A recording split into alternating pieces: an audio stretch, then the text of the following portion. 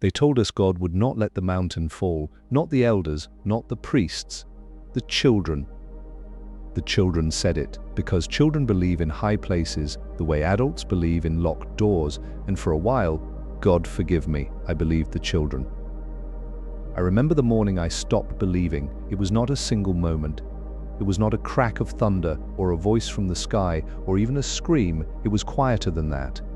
It was the sound of 10,000 men dragging the earth itself up the side of a hill, a low grinding, a scraping.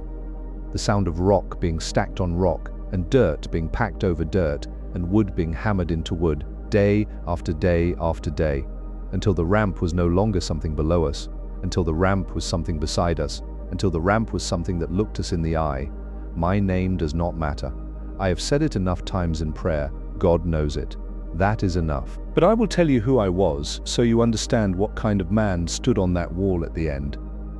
Not a warrior, not a hero of the rebellion, not one of the Sicarii who had fought in Jerusalem and watched the temple burn and carried that fire inside them like a second heart.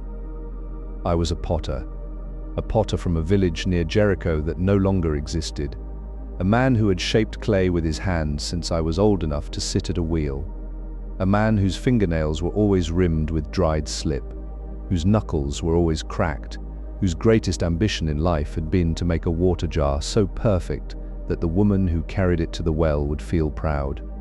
That was all I had wanted. A wheel, a kiln, enough clay, a wife who sang while she worked, children who played in the dust outside my door. I had most of those things once. The Romans took the rest. We came to the mountain the way animals come to high ground when the flood is rising, not because it was home, because it was above.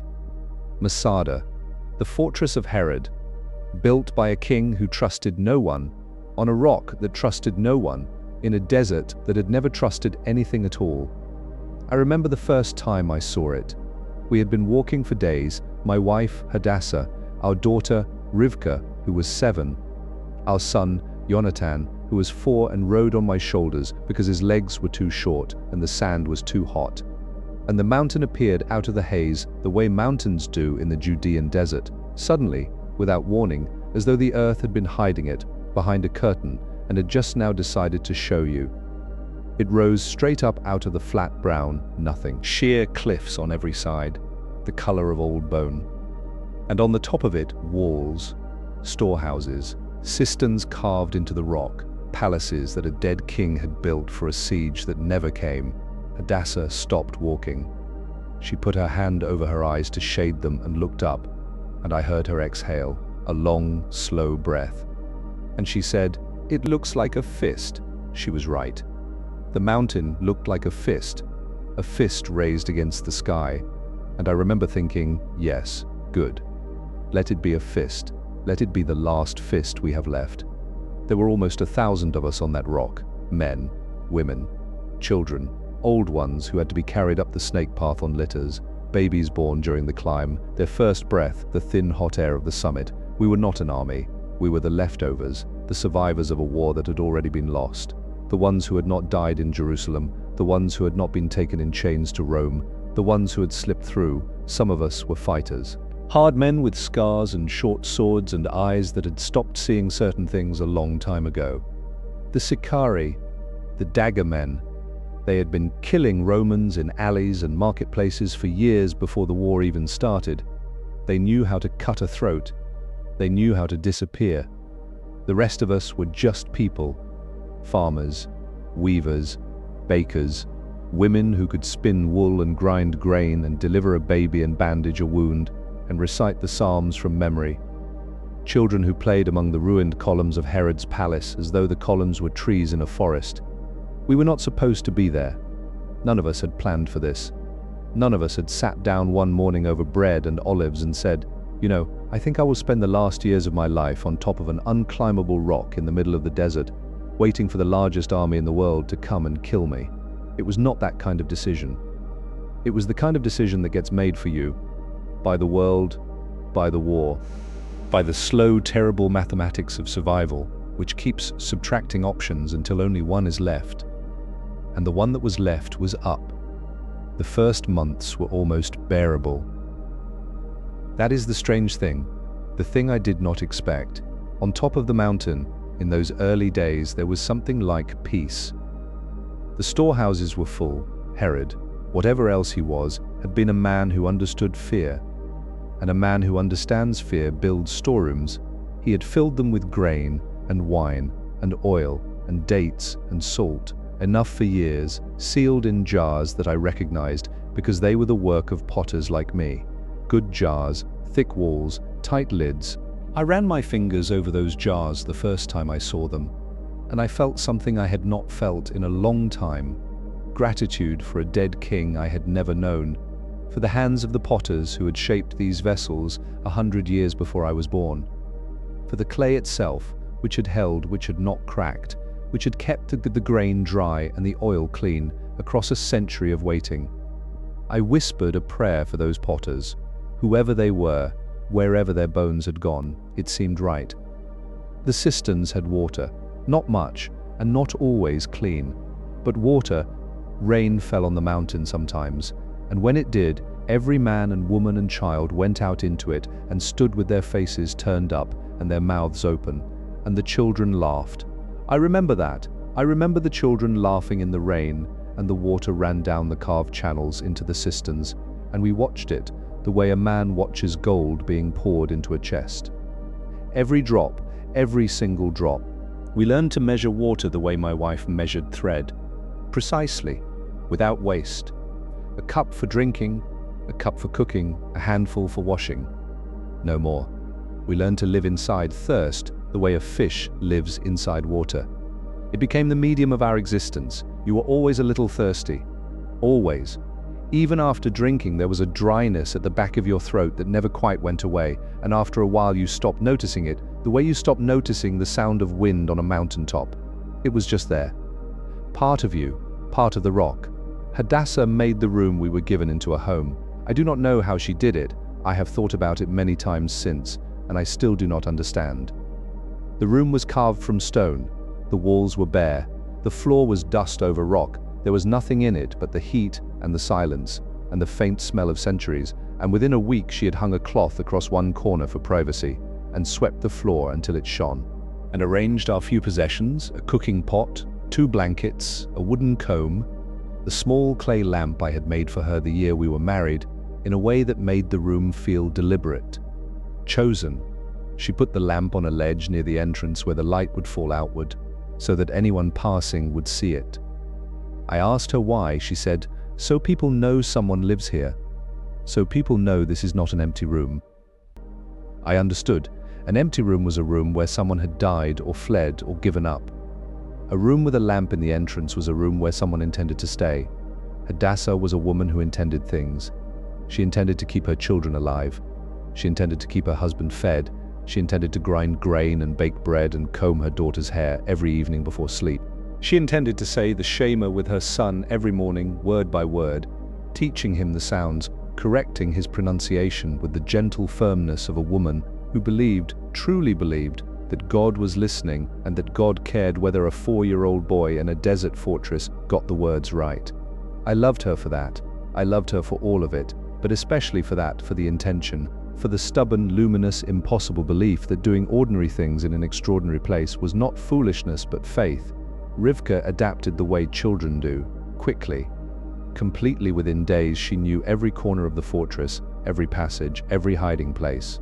She had found a group of other children, the thin wild pack that forms wherever children are put together, and they ran through the ruins of Herod's palace like foxes, shrieking and laughing, playing games with rules that changed every hour. I watched them from a distance sometimes. They played Siege. They did not know what else to play. Half of them would be Romans and half would be defenders, and the Romans would try to climb a pile of rubble while the defenders threw pebbles at them, and everyone would shout and fall down dramatically and then get up and switch sides and do it again. I watched them, and I wanted to laugh and I wanted to weep, and I did neither. I just watched. And I thought, they do not understand. They think this is a game. They think the Romans down there on the plain are just bigger children playing the same game. And I cannot tell them otherwise. Because what would I say? What words do you use to explain to a 7-year-old that the men building fires down below have come to kill her? You do not use any words. You let her play. You let her have the game. The laughter, the pebbles, the falling down and getting up.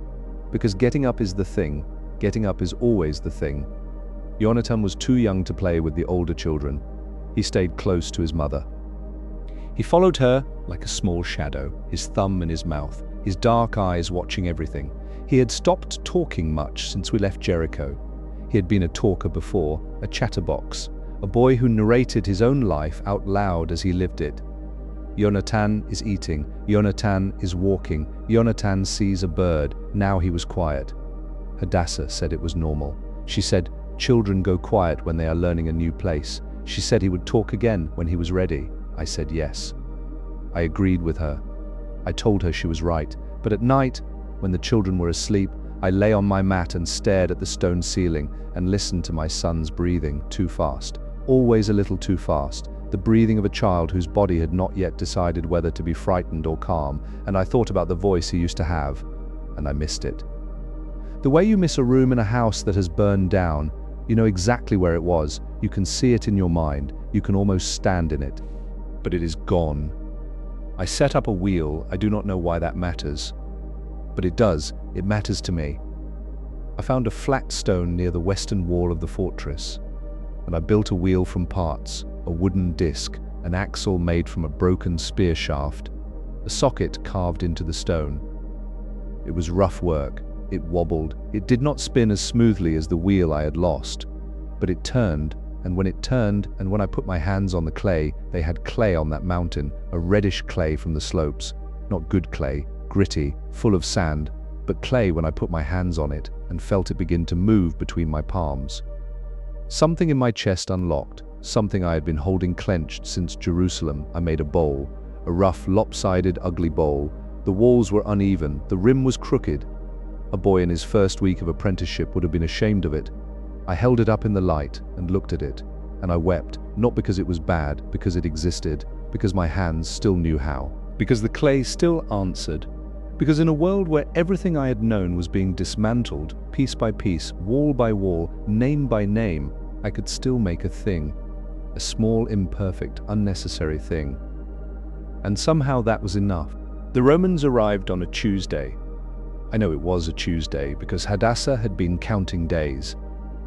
She counted days the way she counted everything, carefully, on purpose, as an act of order against chaos. She said, "It is the third day of the week." And I said, "How do you know?" And she gave me the look she gave me when I asked a foolish question. The look that said, "Because I have been paying attention while you have been staring at clay." The third day of the week. A good day in the creation story. The day God made the dry land and the seas. The day God made things grow. On that day, 10,000 Roman soldiers marched into the valley below our mountain and began to set up camp. I will tell you what it looked like from above, because that is how we saw them, always from above. That was the strange cruelty of our position. We were higher than them. We could see everything, every tent, every cookfire, every column of soldiers marching in their terrible straight lines. We could see them the way God sees, from a great height, with perfect clarity. And we could do nothing.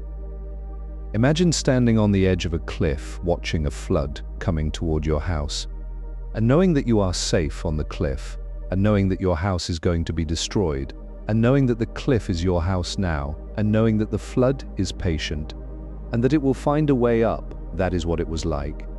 They built 8 camps. 8. I counted them because counting was something to do. A wall of soldiers around every side of the mountain. Not a circle, the desert was too rough for a circle, but a chain. A chain of camps linked by walls, their own walls, walls that the Romans built the way they built everything. Quickly, efficiently, without wasted motion. I watched them build and I thought of ants. Not the ants themselves, the anthills, the way an anthill appears in a field overnight, as if by magic, a perfect structure rising out of nothing, made by 1,000 small creatures who each know exactly what to do without being told. The Romans were like that. Each man knew his task. Each man did his task. No one argued. No one hesitated. No one stood in the middle of the road and wailed or wrung his hands or asked God why. They just built, and that more than anything else, more than the swords, more than the armor, more than the eagles on their standards, was what frightened me. The efficiency, the calm, the absolute, terrifying calm of men who had done this before and would do it again, and who saw us not as enemies, exactly, but as a task, a problem to be solved, a line on a list to be crossed off. We were not people to them, we were an item. Their general's name was Silver. I never saw him clearly. He was a shape on a horse, far below, surrounded by other shapes. A red cloak sometimes, when the sun hit it right. But his name moved through our fortress the way wind moves through a canyon. Touching everything, getting into everything. Silver is building. Silver has ordered, Silver says. We spoke his name more than we spoke each other's names. He became a kind of weather, an atmosphere, a pressure on the chest. At night, lying on my mat, I would think Silver is down there right now, in his tent, with his maps and his wine and his officers, and he is thinking about me, not me specifically, but the idea of me, the problem of me, how to get to me, how to reach me, how to solve the equation of this cliff and the people on top of it. And I would lie there and feel the weight of being thought about by a man who wanted me dead. It is a strange kind of intimacy to know that someone is awake in the dark planning your end. The ramp. I have to talk about the ramp. I've been putting it off. The way you put off touching a wound you know is deep, but the ramp is the center of everything. The ramp is the story. It began on the western side of the mountain, the side where the slope was least steep, where the cliff was only 300 feet high instead of 400. They started at the bottom. They started with earth, carried in baskets on the backs of men. Thousands of baskets, tens of thousands, dumped and packed and tamped down, layer after layer, the way you build a road, except this road went up, and on top of the earth they laid stones. Not cut stones, not quarried blocks, just rocks from the desert, the bones of the land itself, stacked and fitted and wedged into place. And the ramp grew. It grew the way a living thing grows. Slowly, steadily, an inch a day, a foot a day, a yard. You could not see it growing if you watched. It was like watching a shadow move across a sundial. You had to look away, do something else, come back an hour later, and it would be higher, always higher. We threw things down on them, rocks, burning oil, anything we had. In the early days it worked. A little, we could hit the men at the top of the ramp. We could make them scatter. We could slow the work for an hour, a day. But they always came back, and they brought something with them that we did not have. They brought more men, for every man we killed. And we killed some. I saw them fall. I saw the rocks hit. I heard the sounds. For every man we killed, there was another one behind him, and another behind that one, and another behind that one. We were a finite thing. They were not. That is the mathematics of siege, the simplest equation in the world. You are a number. They are a larger number, and time is on their side. But there was something worse. Something I did not understand at first, something it took me weeks to see. The men carrying the baskets. The men at the bottom of the ramp, doing the hardest work, the most dangerous work, the work closest to our stones and our fire. They were not Roman soldiers. They were Jews. I need you to hear that. I need you to sit with it the way I had to sit with it. They were Jews, prisoners, slaves, men taken from Jerusalem and from the towns and villages of Judea, men who had survived the war only to be put in chains and marched to this desert and handed a basket and told, build the ramp that will kill your own people, carry the earth that will bury your own brothers. And if you refuse, you die. And if you die, another slave takes your basket and the ramp grows anyway. We could see them from the wall. That was the worst of it. We could see their faces sometimes when the light was right. Gaunt faces, bearded faces. The faces of men who had once lived in houses and prayed in synagogues and sat under fig trees with their children, and we could not throw stones at them. We could not pour fire on them, because they were us. They were us, in different clothes, on a different side of the wall, carrying baskets instead of spears, and the only difference between them and us was the accident of where they had been standing when the Romans came. The Romans knew this. Silver knew this. He put them there on purpose. He put them at the bottom of the ramp, where we could see them, where we could hear them, where we could recognize them if God was truly cruel. And he said, now throw your stones, now pour your fire, kill your own to save yourselves. And we could not. And the ramp grew. Hadassah stopped going to the western wall. She had gone every day at first, to watch, to know. Then, one day she stopped. I found her sitting in our room with Yonatan in her lap, her eyes dry, her face very still. I cannot look at them anymore, she said. The Romans, the men with the baskets. She did not say anything else. She did not need to. The months went on. I lose track of them now. They blurred together the way the heat blurred the desert below us, shimmering, uncertain, each day the same as the last, except the ramp was a little higher, and the food was a little less, and the children were a little thinner, and the prayers were a little more desperate. We prayed a great deal. We prayed in the morning. We prayed in the evening. We prayed at meals that were getting smaller. We prayed on the Sabbath, which Hadassah insisted on keeping, even here, even now, with the same fierce precision she brought to everything. On the Sabbath, she would light the clay lamp, my lamp, the one I had made for her, and she would cover her eyes with her hands and say the blessing, and the light would fill the room. And for a moment, just the space of a breath, the stone walls would look warm, and the shadows would soften, and I could almost believe that we were somewhere else, some other room in some other city, in some other life. And then the moment would pass, and the walls would be stone again, and the shadows would harden, and I would hear faintly from outside the sound of hammers from the ramp, even on the Sabbath. The Romans did not keep the Sabbath. The ramp did not rest. There was a man named Avi. I have not mentioned him yet, and I should have, because he was the closest thing I had to a friend on that mountain, and because what happened to him is part of the story, and because I owe him the mention. Avi had been a farmer in the Galilee, olives and barley. He had hands like shovels, thick and flat, and a face that the sun had turned the color of fired clay. He spoke slowly, he laughed easily, he had a way of sitting very still and looking at you while you talked, and you got the feeling he was not just hearing your words, but weighing them, the way a farmer weighs grain, testing them for fullness. He had lost his wife and his 2 older sons in the war. He did not talk about how. I did not ask. We had an understanding about that. You could see it in a man's eyes whether the door to that room was open or closed, and Avi's door was closed, and I respected the lock. He had 1 son left, a boy of 12 named Daniel, a quiet boy, serious. He had his father's hands and his mother's eyes.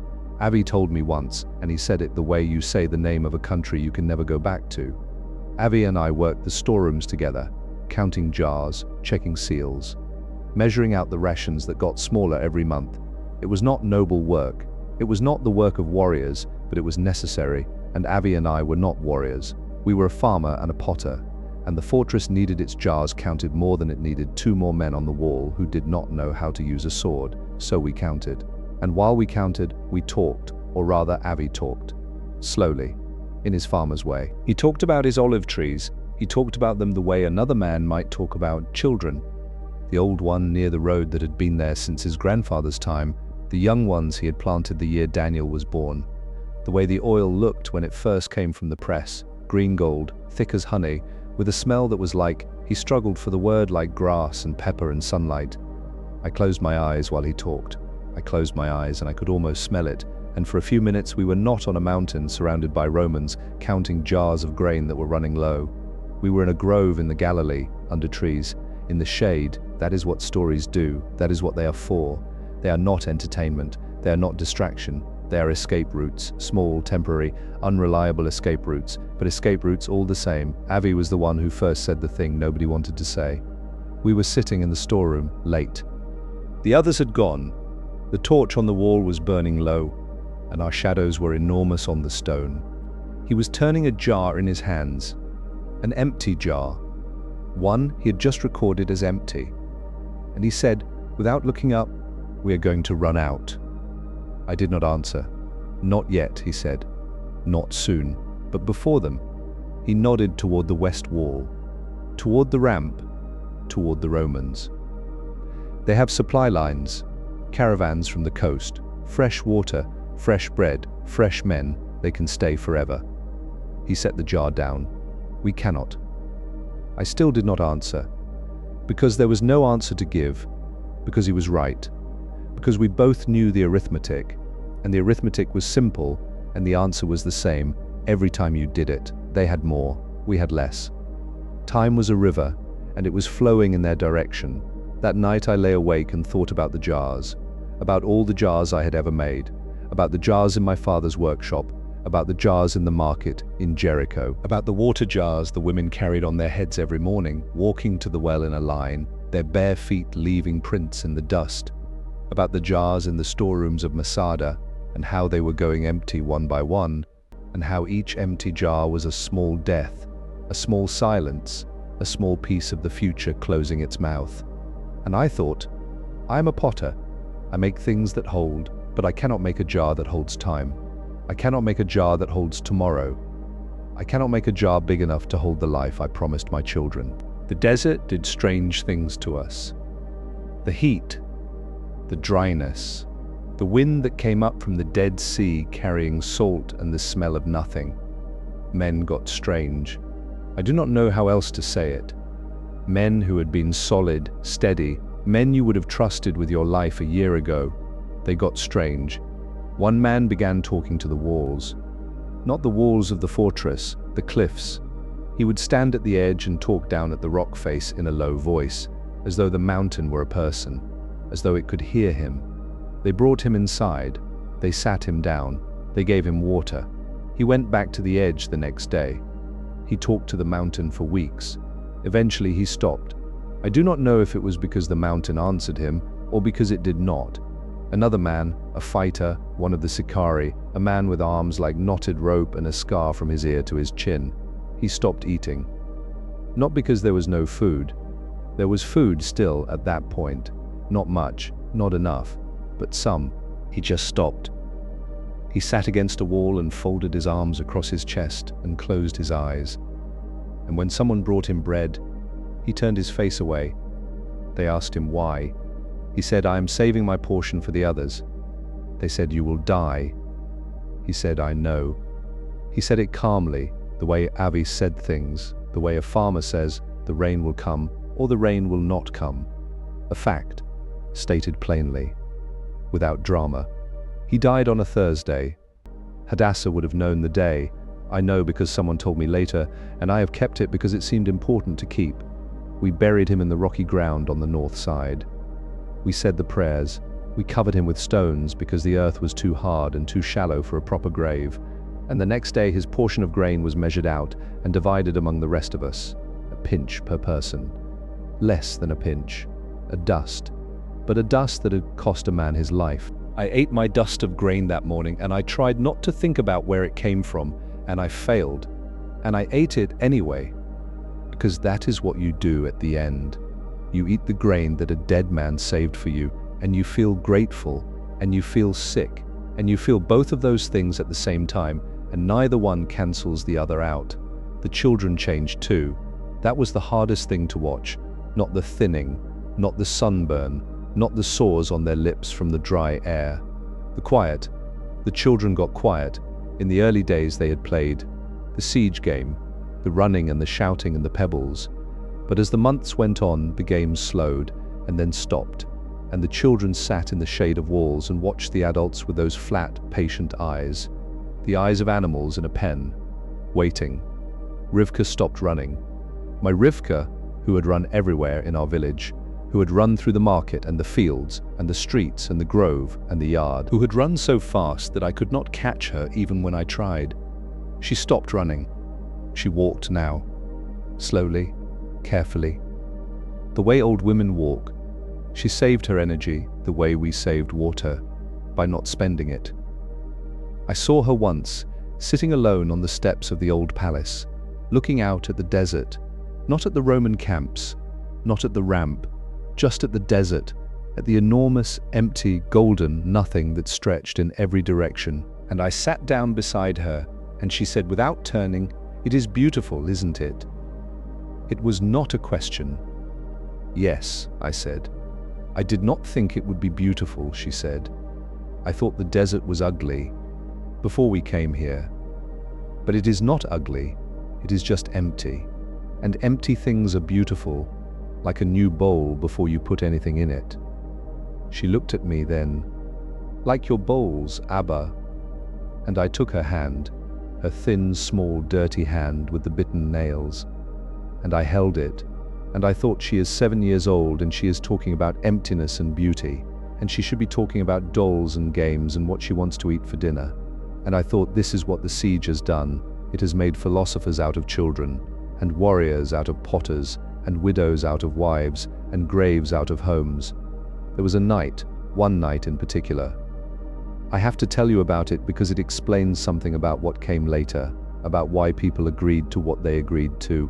A Roman patrol climbed the snake path in the dark, not many of them, a scouting party maybe, a dozen men, testing our defenses, probing for weakness. The guards caught them halfway up. There was a fight on the path, short, brutal.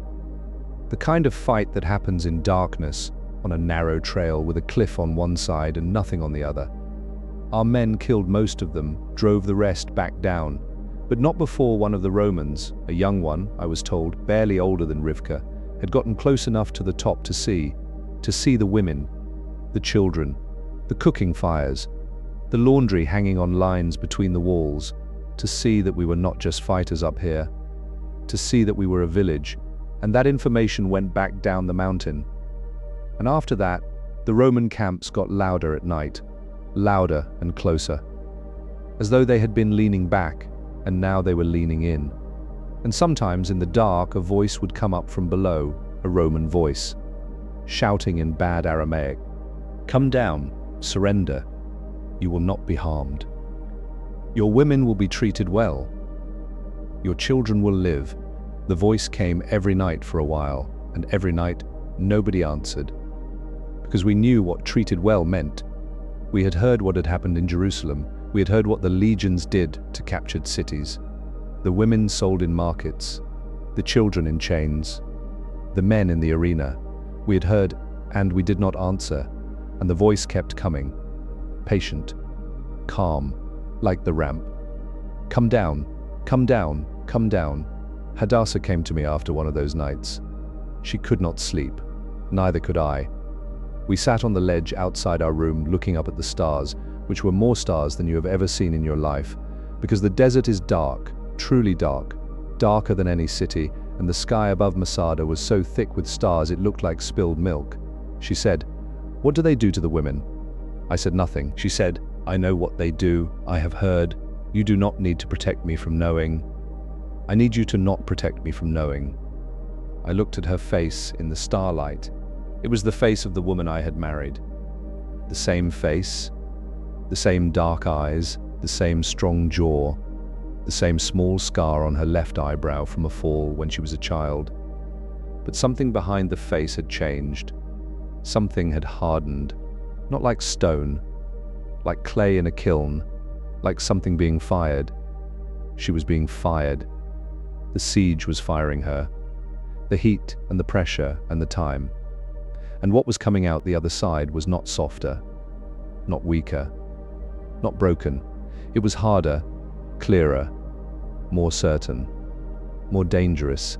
I say dangerous because a woman who has decided what she will and will not allow is the most dangerous thing in the world. More dangerous than a Roman legion, more dangerous than a ramen, more dangerous than a battering ram, because she cannot be reasoned with, and she cannot be stopped, and she is right. "I will not let them take our daughter," she said. She said it the way she said everything, plainly, without ornament. "I will not let them take our son." "I know," I said, "if the time comes. I know. Do you? Do you really know?" I turned to her. I took her hand, and I said, "Hadassah, I know." She searched my face for a long time, then she nodded. And she stood up and went inside and lay down beside the children. And I stayed on the ledge under those impossible stars, and I understood that the decision had already been made.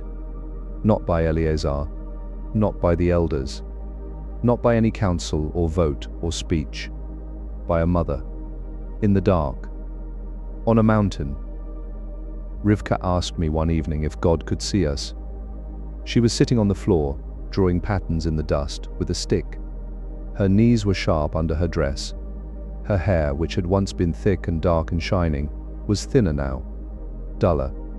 Of course he can see us, I said. But can he see us up here on the mountain? We are very high up. I almost laughed. Almost. God can see everywhere, I said. He can see higher than any mountain. She thought about this. Then why does he not help? I opened my mouth to answer. I closed it again. I sat down next to her on the floor and pulled her against my side and put my chin on the top of her head, and I said nothing for a long time, because I did not have an answer. Because every answer I had ever been given, God is testing us, God has a plan, God works in ways we cannot see, tasted like ashes in my mouth, and I would not feed my daughter ashes. Finally I said, I do not know, little one. I do not know why he does not help, but I know he can see us. I know he knows your name, and I know that even if I cannot explain what he is doing, he is still God, and we are still his. She was quiet for a moment. Then she said, I think he is crying. What? I think God is crying. I think he is watching us, and he is crying, and he cannot stop the Romans, because the Romans are too many, and even God gets tired. She said it simply, the way children say enormous things, without drama, without emphasis, as a plain fact, stated plainly. And I held her tighter, and I pressed my face into her hair, and I said nothing, because what she had said was heresy. And what she had said was also, in that moment, on that mountain, in that dying light, the most honest theology I had ever heard. The ramp reached the wall. I want to say it happened suddenly. I want to say we woke up one morning, and it was there, like a wave breaking over a seawall. But that is not how it happened. It happened slowly, the way everything on that mountain happened slowly. One day the ramp was 50 feet below us, then 40, then 30, then 20. And one day I stood at the edge of the western wall and looked down, and the ramp was there, level with me. A slope of packed earth and stone, broad enough for a column of men to march up side by side, and at the top of it, already rolling into position, the battering ram. I had never seen one up close. It was enormous, a wooden housing on wheels, the size of a house, with a great iron-tipped beam slung inside it on chains. The beam could swing forward and back, like a heartbeat, like the heartbeat of something that wanted in. They began hitting the wall the next day. The sound, I cannot describe the sound. It was not like the cannon of the Turks at Constantinople, which I have heard described by travelers in later years. It was not an explosion. It was a blow, a single massive, physical blow that you felt in your bones every time it landed. Boom, a pause, boom, a pause. Each blow shook dust from the ceiling. Each blow sent a crack a little further through the stone. Each blow said the same thing, over and over, in a language older than words. I am coming, I am coming, I am coming. We fought back. I want that said too. We fought back with everything we had. We dropped stones on the ram, we threw torches. We poured what little oil we could spare over the housing and tried to set it on fire. And once we succeeded. The housing caught fire. The flames leapt up. The Romans pulled back, and a great shout went up from our wall, a shout of triumph, raw and ragged, the shout of people who had forgotten what winning felt like, and had just remembered. I shouted with them. My throat was raw and my voice cracked, and I shouted until I tasted blood. And then the Romans put out the fire, and brought up another ram, and the hitting started again. Boom, boom, boom. The wall fell on a Tuesday, another Tuesday. Hadassah would have noted that. She would have said something about the pattern, about God and his days. She would have found meaning in it. I could not find meaning in anything. I was standing on the rampart when the first section gave way. A grinding, tearing sound, stone pulling apart from stone, mortar crumbling, and then a slow, almost graceful collapse, the wall folding inward like a man going to his knees.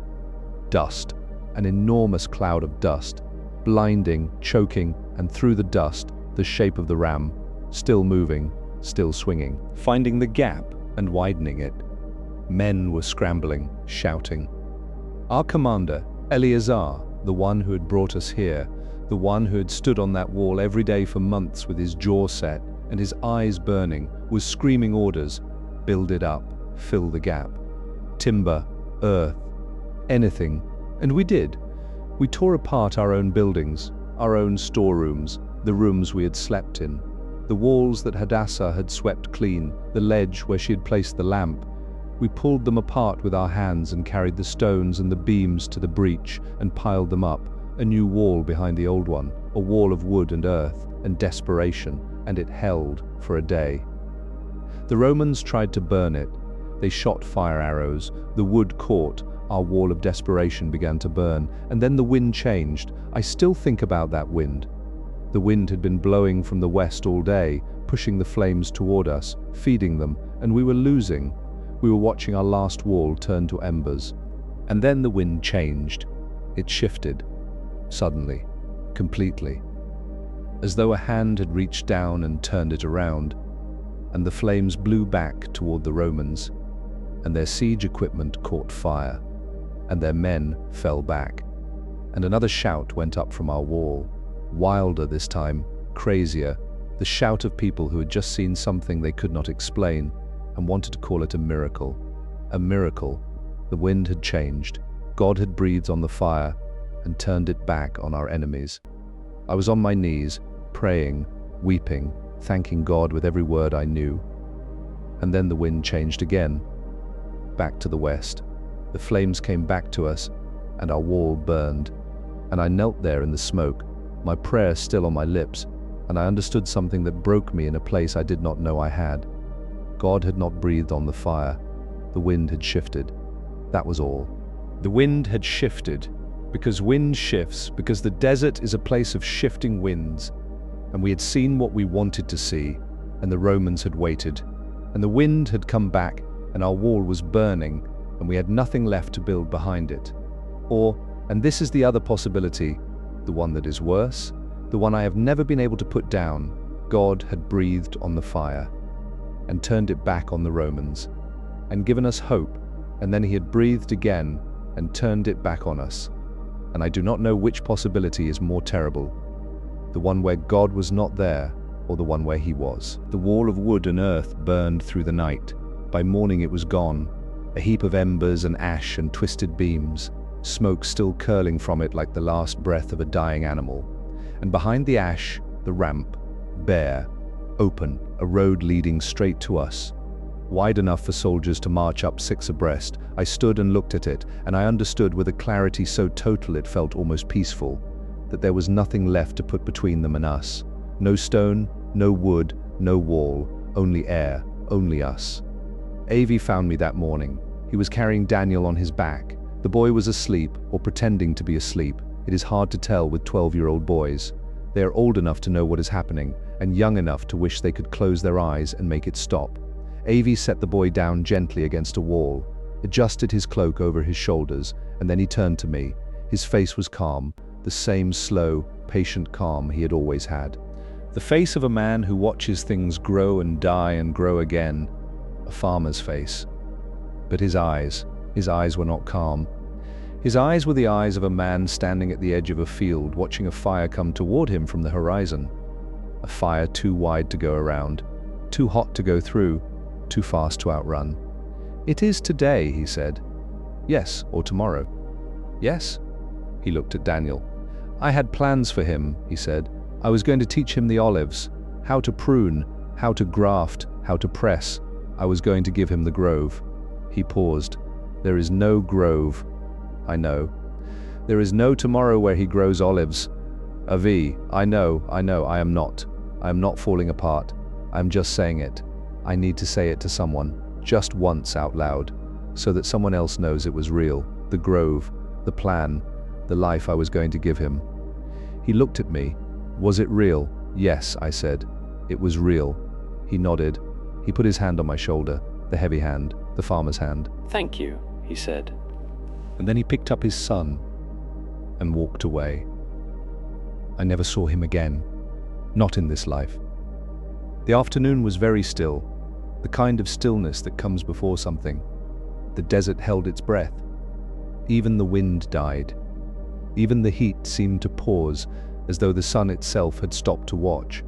People moved through the fortress like sleepwalkers, touching things: the walls, the door frames, the stones of the bathhouse, the columns of the old palace where the children had played their siege games. Touching things the way you touch a face you're about to leave. A woman I knew, Tamar, the weaver, sat in the courtyard and wove. Her loom was propped against a wall, and she sat before it and passed the shuttle back and forth, as though she were weaving a cloth for a wedding or a festival. She was weaving nothing. There was no pattern, no plan. The threads crossed and tangled and went nowhere, but she wove. Because it was the thing her hands knew how to do, and her hands needed to do something, and the something did not need to make sense. I understood that. I had sat at my wheel and made bowls that no one would ever use. She sat at her loom and wove cloth that no one would ever wear. We were both saying the same thing with our hands. I was here. I made something. Even at the end, even with nothing left, I made something. Jonathan spoke. I need to tell you this, because it was the last time. It was late afternoon. The light was going golden and long, the way it does in the desert, and the shadows were stretching out from the western wall like dark fingers. We were in our room, all four of us. Hadassah was combing Rivka's hair. I was sitting on the floor with Jonathan in my lap, his back against my chest, my arms around him. He had been quiet all day, all week, all month. The silent boy, the boy who had once narrated his own life. And then, in the quiet, in the golden light, he said, "Abba, I want to go home." 4 words, the first words he had said in weeks, and they were a knife. They went in between my ribs and found the one place I had not armored, the one place I had not hardened, the one place that was still soft, still raw, still the father I had been before the war. I tightened my arms around him, and I said, "We will, my love, we will go home." The wall of wood and earth burned through the night. By morning it was gone, a heap of embers and ash and twisted beams, smoke still curling from it like the last breath of a dying animal, and behind the ash, the ramp, bare, open, a road leading straight to us, wide enough for soldiers to march up 6 abreast. I stood and looked at it, and I understood, with a clarity so total it felt almost peaceful, that there was nothing left to put between them and us. No stone, no wood, no wall, only air, only us. Avi found me that morning. He was carrying Daniel on his back. The boy was asleep, or pretending to be asleep. It is hard to tell with 12-year-old boys. They are old enough to know what is happening, and young enough to wish they could close their eyes and make it stop. Avi set the boy down gently against a wall, adjusted his cloak over his shoulders, and then he turned to me. His face was calm, the same slow, patient calm he had always had. The face of a man who watches things grow and die and grow again. A farmer's face, but his eyes. His eyes were not calm. His eyes were the eyes of a man standing at the edge of a field, watching a fire come toward him from the horizon. A fire too wide to go around, too hot to go through, too fast to outrun. "It is today," he said. "Yes." "Or tomorrow?" "Yes." He looked at Daniel. "I had plans for him," he said.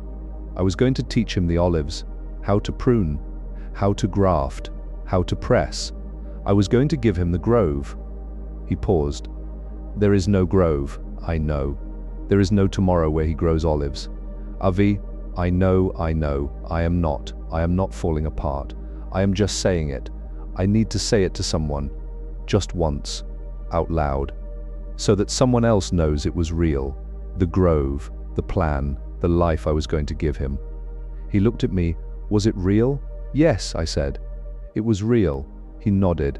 He put his hand on my shoulder, the heavy hand, the farmer's hand. "Thank you," he said. And then he picked up his son and walked away. I never saw him again. Not in this life. The afternoon was very still, the kind of stillness that comes before something. The desert held its breath. Even the wind died. Even the heat seemed to pause, as though the sun itself had stopped to watch. People moved through the fortress like sleepwalkers, touching things. The walls, the doorframes, the stones of the bathhouse, the columns of the old palace where the children had played their siege games, touching things the way you touch a face you're about to leave.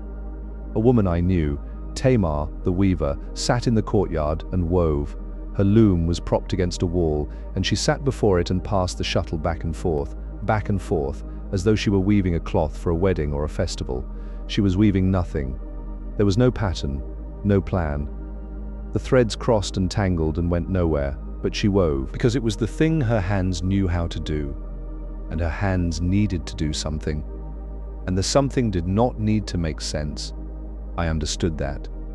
I had sat at my wheel and made bowls that no one would ever use. She sat at her loom and wove cloth that no one would ever wear.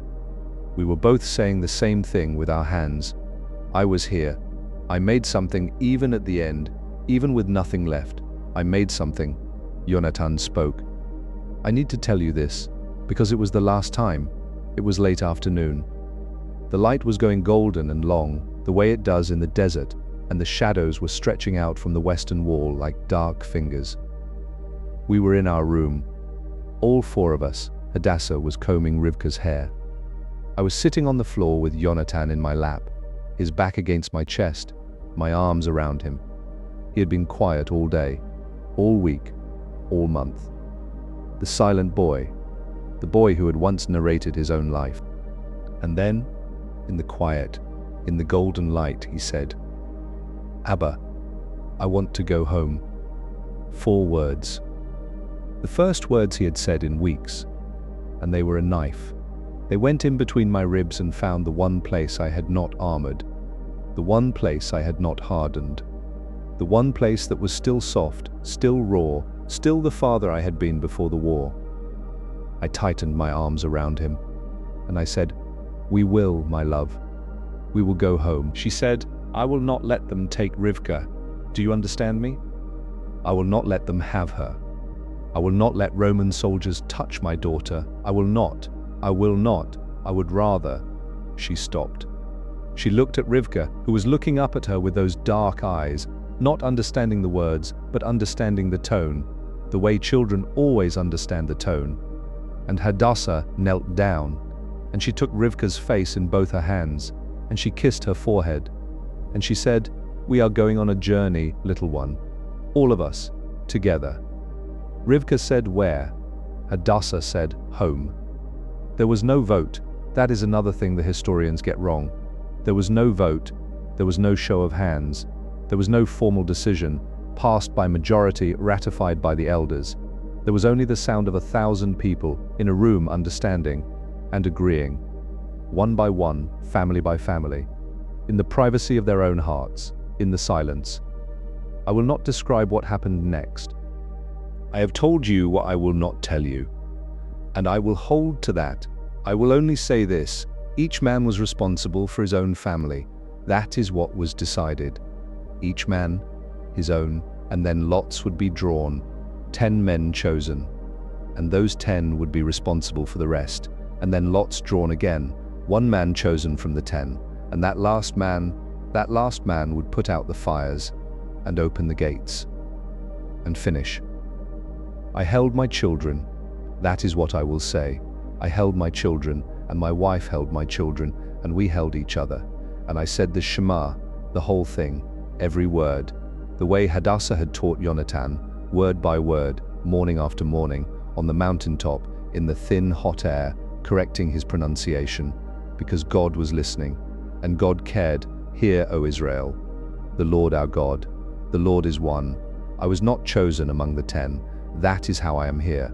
That is why I'm writing this, because the lots did not fall on me. And because Eleazar, at the last moment, after everything was done, after the silence had fallen over the fortress, like a garment laid over the dead, Eleazar came to me, and he said, "Someone must live."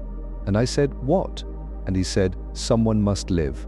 To tell them, to tell the world what happened here, what we chose, why we chose it. Someone must go down the snake path before dawn and hide in the cisterns below and wait for the Romans and tell them." And I said, "No." And he said, "Yes." And I said, "I cannot." And he said, You must." And he looked at me with those deep-set eyes, and he said, "A thing I have carried in my chest every day since, like a stone, like a coal, like a burning thing that will not go out." He said, "You are the potter. You make things that hold. Make this hold the story, carry it down the mountain. Do not let it break." I went down the snake path in the dark. I went down the snake path alone. I left them all behind me, on the top of the mountain, in the silence. My wife, my daughter, my son. I left them. I left them. I have said that sentence 10,000 times, and it sounds the same every time, and it never gets easier, and it never stops being the truest and most terrible sentence I have ever spoken. I left them. I hid in a cistern below the cliff. A dry cistern, empty, carved into the rock. I sat in the dark and I listened. I listened for sounds from above. I heard nothing. That was the worst sound of all. In the morning, the Romans came.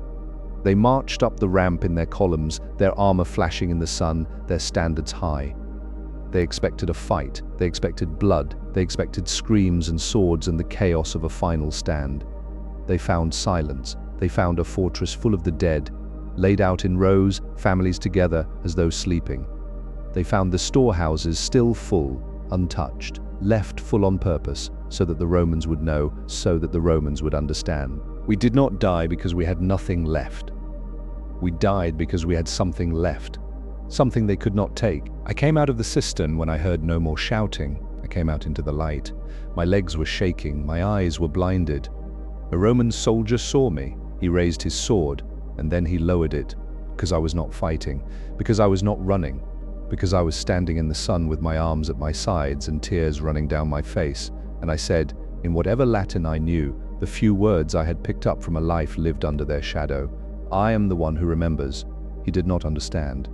He took me to his officer, and the officer took me to another officer, and eventually I told the story through translators, through gestures, through the breaking of my voice. I told them what Eleazar had said. I told them what we had chosen. I told them why. And the Roman who listened, a historian, I think, a man whose job it was to write things down, he looked at me for a long time after I finished, and he said nothing, but something moved behind his eyes. Something he did not want me to see. I saw it anyway. It might have been respect. It might have been horror. It might have been the recognition, sudden, unwanted, that the people he had come to conquer had done something his empire, for all its legions and its engineers and its eagles, could never do.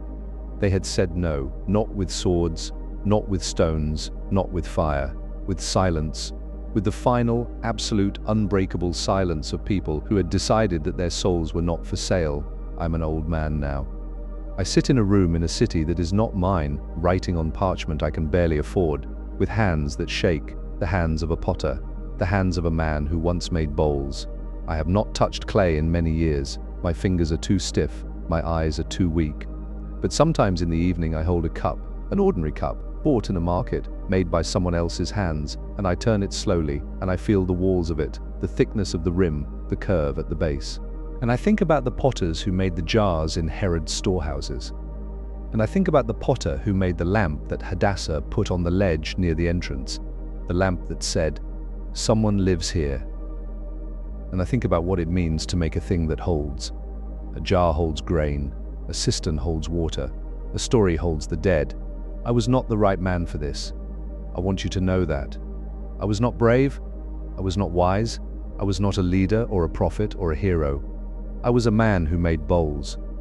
And Eleazar chose me, not because I was special, but because I was ordinary. Because the story of what happened on that mountain is not a story about special people. It is a story about ordinary people. People who ground grain and combed their daughters' hair and taught their sons to pray and swept their floors and lit their lamps and intended with every breath to go on living, and who chose at the end, when choosing was the only freedom left, to die as themselves, not as Rome's slaves, not as Rome's story, as their own. I say their names at night, every night, before sleep. The way Hadassah said the Shema with Jonathan, word by word, name by name. Hadassah, my wife, who intended things, Rivka, my daughter, who thought God was crying, Jonathan, my son, who stopped talking and whom I would give everything I have ever had or will ever have, to hear say one more sentence, even a small one, even. Jonathan sees a bird. Eleazar, who stood on the wall. The woman who ground grain beside my wife every morning, and whose name was Miriam, and whose laugh sounded like water over stones. The old man, Shimon, who sat in the sun every afternoon and told the children stories about King David, and who died with a story half finished, and I do not know how it ended, and I will never know. The boy Amos, who helped me at my wheel, and who had good hands, careful hands, the hands of a potter, and who would have been better than me one day, the ones I knew, the ones I did not know, the ones whose names I heard once and have forgotten, and whose faces I remember as clearly as my own. I say their names because as long as someone says the names, the mountain still stands. And when I go, and I will go soon, I can feel it, the way you feel a lamp running low. When I go, the names will have to find their own way, but the story will hold. I am a potter. I know what holds. Hear, O Israel, the Lord our God.